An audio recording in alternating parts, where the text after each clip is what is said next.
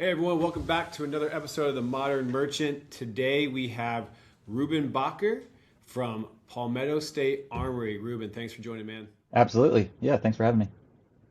Cool. So those in the online retail world, the e-commerce, firearms, tactical, outdoors world might have heard of Palmetto State Armory, but would love for you to kind of just give us a high-level overview, what you guys do, stuff we might know already, but maybe some we don't. Sure. Yeah. Well, for people that are in the Southeast, they usually know us from our retail stores. We've got 9 retail stores kind of throughout the Southeast, so people might see them on the side of the freeway or billboards or whatnot. But we're actually primarily an e-commerce company. Been around for about 15 years. Started out of our CEO's garage, which is kind of a pretty cool story. Started out just selling mostly ammo and some parts, and then really rapidly expanded into kits and all sorts of things until eventually they acquired enough manufacturers and built their own in-house manufacturing to essentially be a vertically integrated manufacturing company. So essentially, we sell, firearms and ammunition online, which a lot of people don't even realize you can do. But if it's a serialized item, we do send those to an FFL for background check and transfer and all that kind of stuff. So we have, a lot of the technology to support that part of the process in place as well. And then we actually manufacture a lot of what we sell ourselves in-house with a lifetime warranty. So Palmetto State Armory has its own line of AKs, ARs, pistols, and some even proprietary designs that you can only get at PSA, which is pretty cool. So yeah, it's a fun space to work in. We are also selling, other manufacturers' items as well. And where dropship comes into the equation is looking to kind of expand our footprint beyond just the firearms and ammunition side, because there's a lot of kind of accessory type items or things that go right, hand in hand with outdoors enthusiasts. So, that's what we're kind of looking to expand into with the dropship program. Yeah, definitely. We'll talk more about that, no doubt, here in a little bit. You guys are known for being really vertically integrated. You've got a really robust operation you guys have over there. Is it all D2C though? You guys, I know you said you can only buy some of your stuff on Palmetto State. Do you guys sell to businesses or government at all, or is it all directly to consumer? Yeah, so we're primarily to consumer directly, which allows us to keep our costs really low, right? Because we're essentially direct to consumer manufacturer. But we do actually have a wholesale program as well. So we do have a dealer sales department that handles wholesale accounts, and primarily, obviously, other gun stores and things like that that want to carry our product. And we do have a dealer website that they can actually purchase through as well. Once they're kind of an authorized dealer in our network, they can actually log in and purchase firearms directly through that site as well. Awesome. Okay, cool. That's good to know. I mean, you guys do a little bit of everything, it sounds like. Oh yeah. Awesome. And you guys, I was just looking at your website. You guys are involved in the community a lot in hmm South Carolina, which is awesome. That's definitely one way to differentiate, and I'm sure it's important to your guys' staff.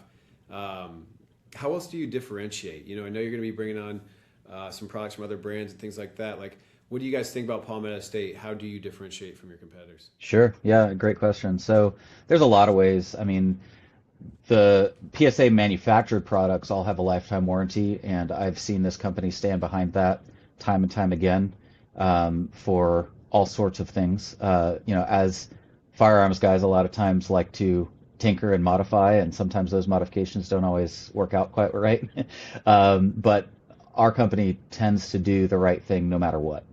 They kind of stand behind our product, and that's one thing that's really, in my mind, sets us apart. Another is just our CEO's vision for the 2A community and for 2A rights as, in the country. He's very much kind of puts his money where his mouth is. In a lot of ways, I've seen them make some pretty big sacrifices towards, he has a saying, freedom over profits, and I see him back that up every day, where he's putting freedom above, just making money. Really just tries to put the minimum amount of revenue back into more product development and customer support to grow the business, and also, be a voice for the American people. And it shows in kind of how he operates the business every day. So for customers that really appreciate that and care about that, I think that's, kind of a a key factor in why they would choose to support our company. Yeah, no doubt. I saw the freedom over profit. I was doing some research, and Hmm. that's always great to see. I mean, obviously, when you believe strongly in your product, you want to make sure that it's accessible to those that want it, need it. It's awesome, especially in this space. So, you're over the business administration, business systems. You kind of manage the infrastructure from a technology perspective, right? And I know a good piece of it, right? Yep. So can you talk about your tech stack and what you guys are using today, might be looking at in the future. Just how do you guys think about your tech stack and how it supports your operations? Sure. Yeah, great question. So, yeah, I oversee all of the business systems on the back end. So we have a chief of ecom that handles essentially front end operations, but obviously we work very closely together. So, customer acquisition, sales, that side of things is kind of his playground. And then once the orders are placed and come into our system, I kind of take over from there in terms of, the teams and how they're divided. So our tech stack is quite varied. We are using NetSuite as our core ERP, and that's where, all of our inventory is housed, our accounting, all of those types of things. We are multi-subsidiary, so there's a lot of different types of transactions that we have to manage and support across multiple companies under the JJE Capital umbrella. So JJE Capital Holdings being the parent company, which by the way is only three guys, including Jamin, who's my boss. Uh, so, privately held company, but they essentially, as they brought on other manufacturers and customer companies over the years, they had to kind of be brought into that ecosystem to support their manufacturing processes and the entire, life cycle of both product and manufacturing, as well as demand planning and MRP, all those types of things. So NetSuite's at the core, but we do have a lot of different systems integrated into it. So we use a WMS system called the POSCO for our warehouse operations and logistics. Obviously, we do have some various dropship integrations going on. We also tie to the website, of course, which is running on Magento V2. So lots of different pieces of the puzzle. Salesforce is probably our other largest, second largest system that we operate all of our customer support, warranty claims, all those types of things are handled through Salesforce. Gotcha. Okay, cool. And so you guys have been a customer of FlexPoint for about a year now. Mhm. I know we spoke a while back about all the different things that we might want to do in the future, what we're focusing on now, all that kind of stuff. I know we kind of talk about a multi-phased approach on how we might be able to work together in general, but we'd love to know, like, what originally did you come to FlexPoint for when you were looking around with your current stack, right? How did you find us, and what were you looking for? Sure. Well, we found you through actually one of my guys, one of my business analysts was familiar with Inventory Source and kind of dove down the rabbit hole and realized that there was a connection there as well as kind of the enterprise level architecture that we were needing. We currently process in the neighborhood of, I would say, roughly 3,000 dropship orders a day, give or take, on any given day. Obviously, during peak, that can really increase. But one thing that we were really struggling with, so I've been with the company about 5 years, and I was around, I think, 8 years ago that they set up the previous integration, which was just with a couple vendors, but it was limited to just EDI. Um, and that had been kind of set it and forget it, had been running for years without much uh, babysitting, well, at least to my knowledge, until I started kind of peeking under the hood and realizing that the poor operations guys that were managing the day-to-day orders were essentially just drowning and manually handling a lot of day-to-day, order management type of scenarios, whether it was things that were out of stock or, customer cancellations or address changes, things like that. It was all extremely manual, and they were doing a lot of that through just talking to the sales rep at the vendor. So one of the key things that we needed to do was not only expand our footprint in terms of the number of vendors that we integrate with, but we also needed a tool that would allow us to use more than just one type of integration, right? So beyond just EDI, some of our newer dropship partners are, more up to date on using APIs or any other type of integration platform, and FlexPoint allowed us to essentially choose how we integrate with each partner. And then the other big thing that we're not quite there yet, but the vision for it, should come together, I think, this year, is we're currently managing our dropship inventory through NetSuite directly. So essentially, we have a merchandising team that every day is looking at reports of what vendor has what items in stock, what their pricing is, and then they're manually toggling which vendor we would prefer to choose, to create a purchase order for when the sales orders come through. And the problem with that is obviously stock changes throughout the day, every day. Pricing can change as well. And we don't consolidate orders. So if it's a multi-line order and customer chooses 5 or 6 things, we're not necessarily optimizing how those orders go out to our vendors. We're just sending it to whoever the preferred vendor is in NetSuite. So obviously there's a pretty good amount of cost savings out there to be had if we optimize how that flows. Yeah, exactly. That's kind of the phase two I was alluding to, right? Where Yeah. it's we talked about the preferred vendor, which I wasn't completely familiar. I knew there were, some restrictions there, some limitations, within NetSuite in general if you just set up by default with a preferred vendor. And we've kind of gone down that rabbit hole of looking into it and seeing the same thing across a lot of our customers. And Hmm. it's really exciting to be able to do that. Obviously, we know it takes some time and effort from a business operations perspective of like how do we map in these SKUs and how do we move from a manual process that we've had for years into a more automated one. And I'm personally really excited for that flow. Yeah, Um, absolutely.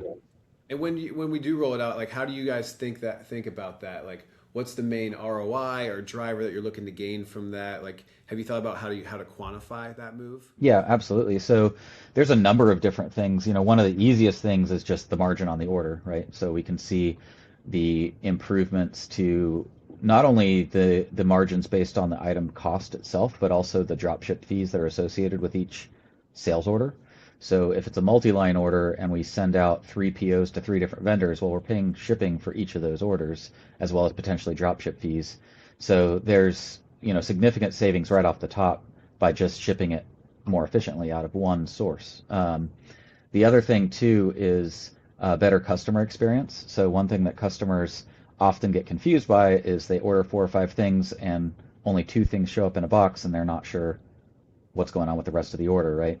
And so minimizing how many packages actually go to the customer is a better experience for the customers as well. There's also the aspect of just inventory availability, which obviously leads to conversions. Because if we have a great, beautiful website page that's on the top of Google, but it's out of stock, it doesn't really do us any good. And it's really silly to have an out of stock page when we've got 2 or 3 other vendors that might also have that available, right? Right now, like I said, we're limited to manually setting that daily, and having something that can aggregate how much is in stock across all of the sources that we have is obviously preferable. So that is a little bit more tricky to report on from an inventory availability standpoint because it's point in time. And it's a little bit more tricky to say, all right, from this time to this time, it was out of stock. And then when it went back in stock, the conversion becomes this new value.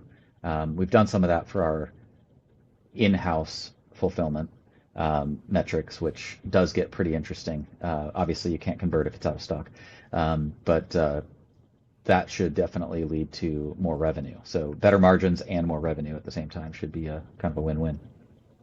Sounds like a win-win. That's what Yeah, we're all looking for, right? that's right. Yeah. Better margins, more revenue. But you bring up a good point, right? Like you can't convert if it's out of stock, Yep. and that's a big part where, dropship takes some investment to be able to support it the right way to where you can deliver that same customer experience that you're delivering today. But when you do, that's really what the promise is. It's to have things that are in stock longer when you have overlapping products across multiple different sources, right? And then on top of that, the other promise it can deliver is expanding your catalog. So I know the preferred vendor NetSuite switchover that we plan on doing here is a big goal for this year. But the other big one that we're working on right now is expanding that catalog into new categories and all that. So Right. however much you can share, I would love to talk about that because that is the big part of dropship. Number one, I love the ability that you can just have that automatic fall over and keep things in stock of products you already do have. But the second best thing that dropship brings is expanding that catalog and bringing more customers to your site. So we'd love to know how you guys are thinking about that from a strategic standpoint and how you're planning on rolling that out.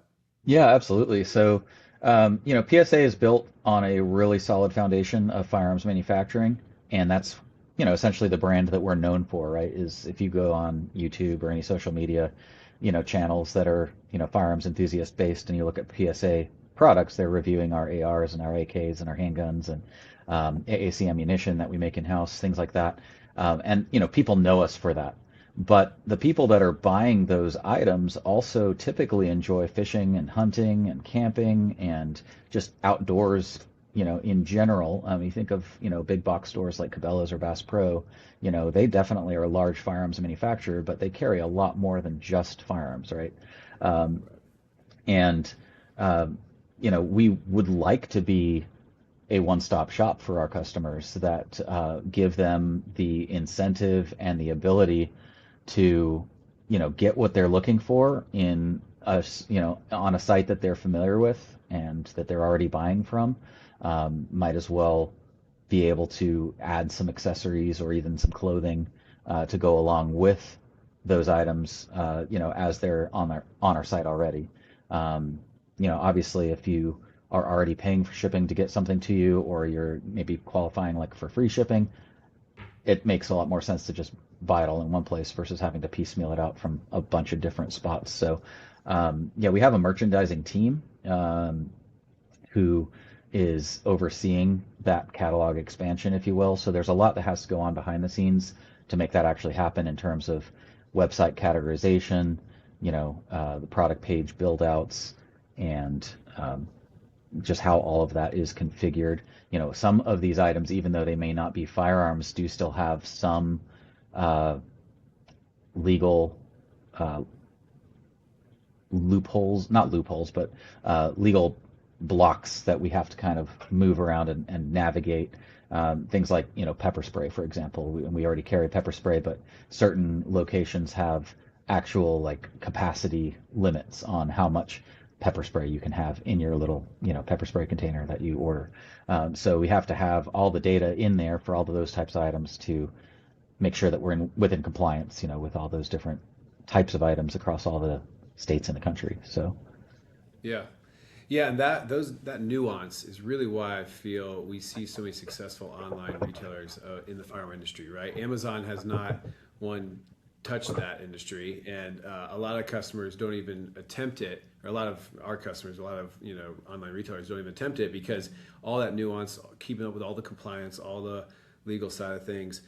You mentioned earlier that some people might not even know you can buy firearms online. Can you talk about the process? Like if you go to buy a firearm online, like what does that look like, and how do we make sure it is following all the legal, all the laws out there, and following exactly what needs to happen to make sure it's done safely? yeah, absolutely. So, yeah, our website will essentially tell you as you go through the checkout process, if you have a serialized item, which would be a firearm or even a firearm component that has a serial number on it, so like a lower receiver, um, it'll tell you that that has to ship to what we call an FFL, but it's a federal firearms licensed dealer, be it a gun store or a pawn shop or whatever's close to you. And so we have something called the FFL locator on our website that has an up-to-date repository of all the FFLs that we deal with, that we have the paperwork on file. The ATF requires us to have a copy of their license on file as of right now. And So we have those available on the site. You can choose based on your location what's convenient or close to you. If you happen to be close to a PSA store, you can choose a PSA store, and then there's no transfer fee. Typically, most gun shops are going to charge you between maybe $25 to $50. Some are even higher than that. So it's always a good idea to call the shop first if you haven't done a transfer with them before, and just ask what their fee is to do a transfer.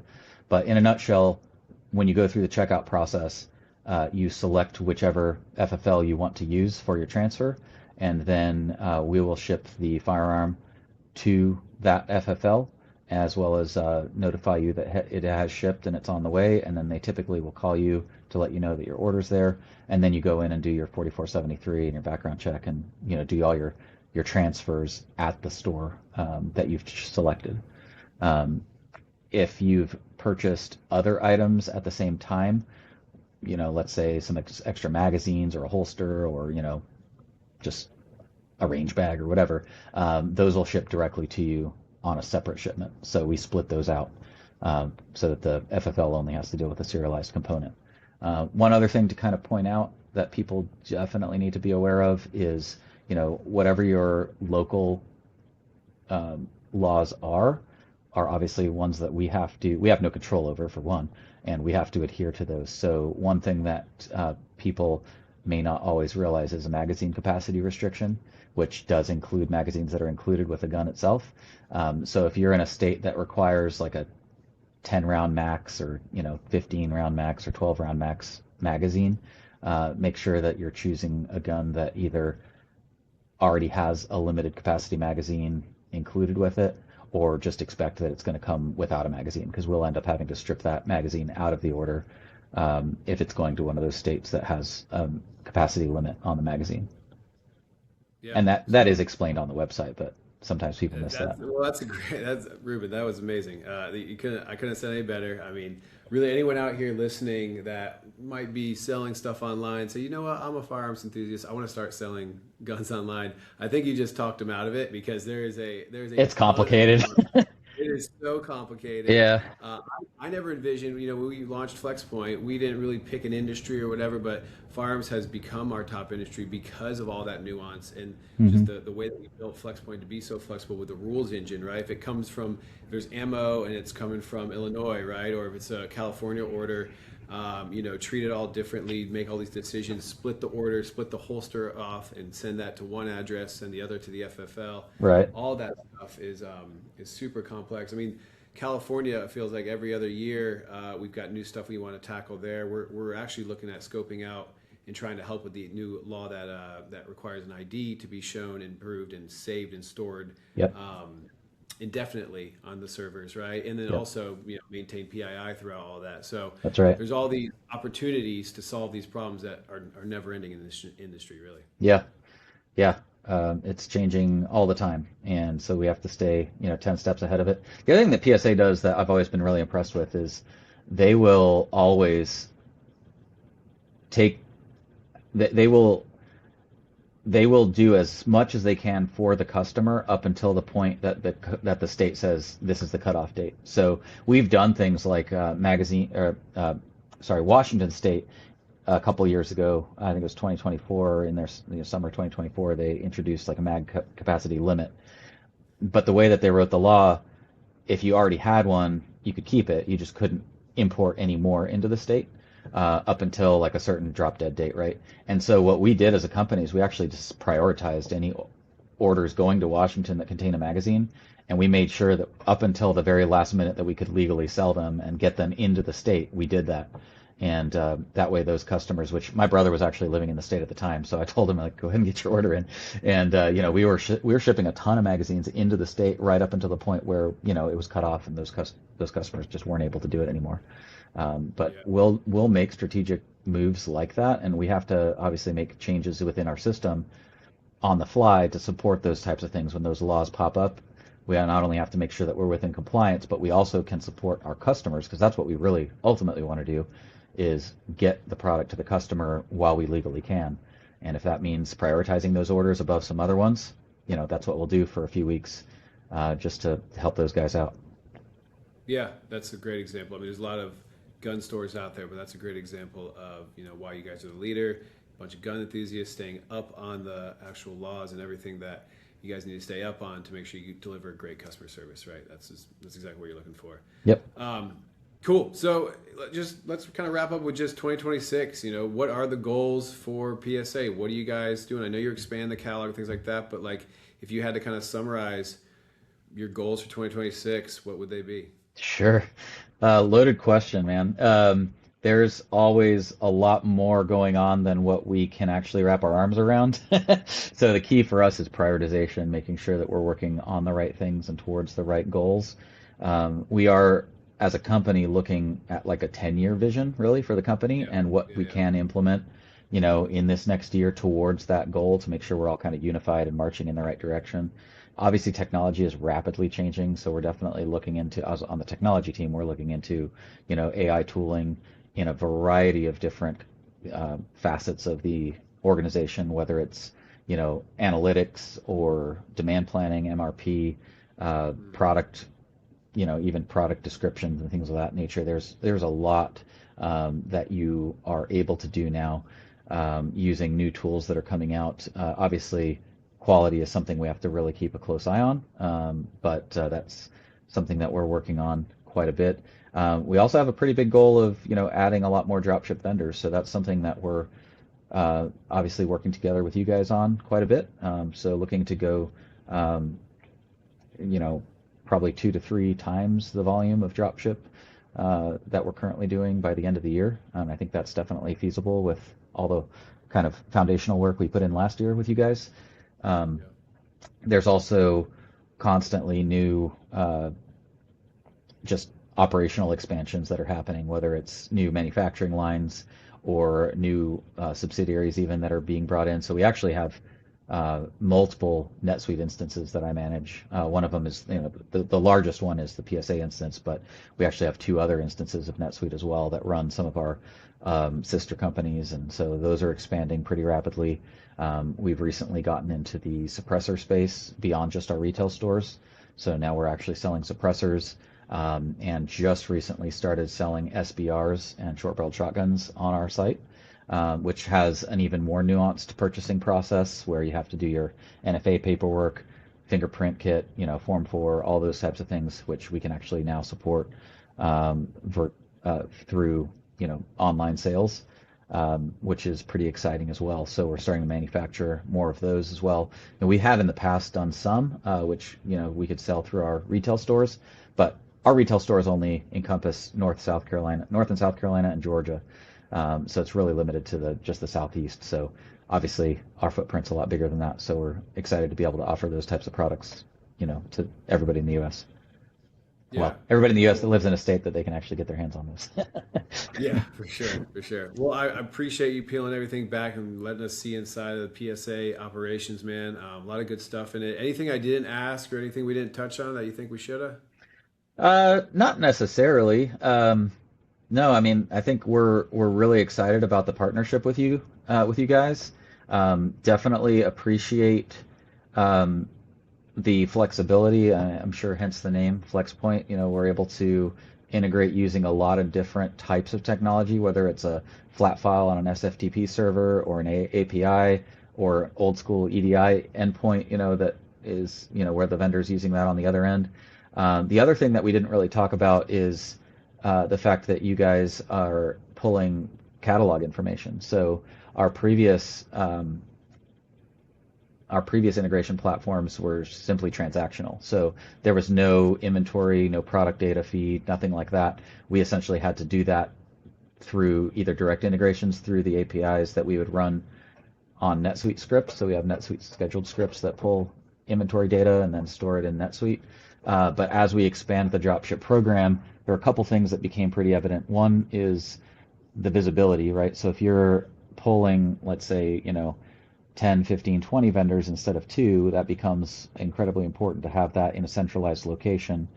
And then 2, the order management piece is something else that we really saw as being kind of the Achilles heel of the dropship program, because when you, or well, I should say, as long as if you don't have a really good strategy in mind of how you're going to set things up, because as we were expanding things a couple years ago, we were having to build some custom integrations to support API integration, or this vendor wanted to do EDI, this vendor wanted to do a different type of integration with us. So we had 3 or 4 different methods of getting orders to our vendors, and different methods of getting the inventory in, and that is just not scalable. And we're now getting to the point with Flexpoint of getting everything kind of under one roof, so to speak, so that the order management team, the merchandising team, the guys that work on the e-com side can all, essentially have a central platform that lets them see what's available at all the vendors as far as inventory, product descriptions, like you said, the rules engines and everything that we'll get into further down the line, which will really help us to not only automate and streamline a lot of the processes, but also allow for a much cleaner SOP, so to speak. So they're able to do their day-to-day tasks in a much more linear fashion and a lot less scattered, uh, which I think will help overall with customer experience.